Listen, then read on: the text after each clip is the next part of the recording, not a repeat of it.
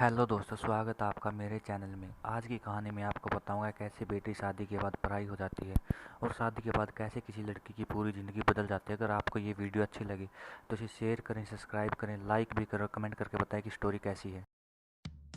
ससुराल में वो पहली सुबह आज भी याद है। मैं कितना हड़बड़ा के उठी थी, ये सोचते हुए कि देर हो गई और सब न जाने क्या सोचेंगे।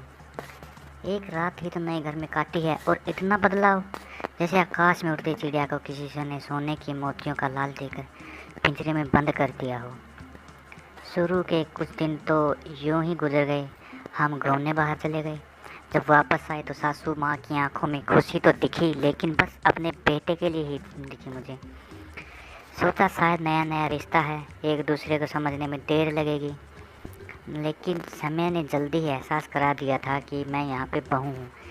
जैसा चाहूँ वैसा नहीं रह सकती।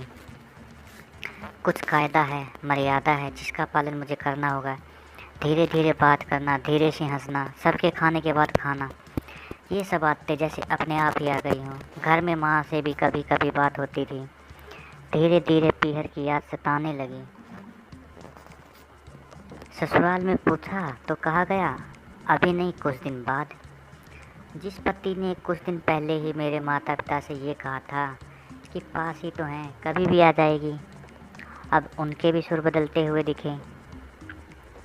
अब मुझे धीरे धीरे समझ आ रहा था कि शादी कोई खेल नहीं है। इसमें सिर्फ घर नहीं बदलता बल्कि पूरा जीवन ही बदल जाता है। आप कभी भी उठ के अपने मायके नहीं जा सकते, यहाँ तक कि कभी याद आए तो अपने पीहर वाले भी बिना पूछे नहीं आ सकते। मायके का वो अल्लड़पन, बेबाक हंसना, वो झूठे मुँह रसोई से कुछ भी छू लेना, जब मन चाहे तब उठना, सोना, नहाना, सब अब बस यादें ही रह जाती हैं।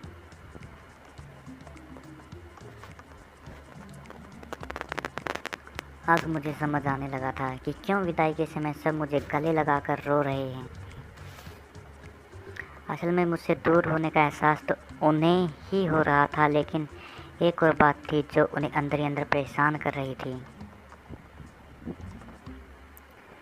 कि जिस शख्स से उन्होंने मुझे इतने साल दूर रखा वो अब मेरे सामने ही आ जाएगा।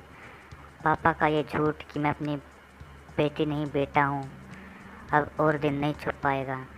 उनकी सबसे बड़ी चिंता ये थी, अब उनका ये बेटा जिसे कभी बेटी होने का एहसास ही नहीं कराया गया था, जीवन इतने बड़े सच का कैसे स्वीकार करेगा।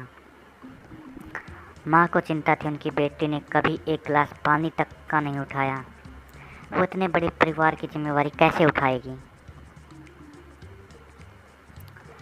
सब इस विदाई और मेरे पराए होने का मर्म जानते थे सिवाय मेरे, इसलिए सब ऐसे रो रहे थे जैसे मैं डोली में नहीं अर्थी में जा रही हूँ।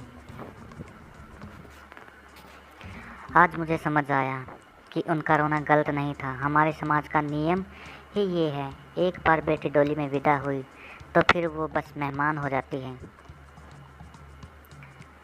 फिर कोई चाहे कितना भी क्यों ना कह ले कि ये घर आज भी उसका है, सच तो ये है कि अब वो कभी भी यूं ही अपने उस घर में जिसे मायका कहते हैं नहीं आ सकती।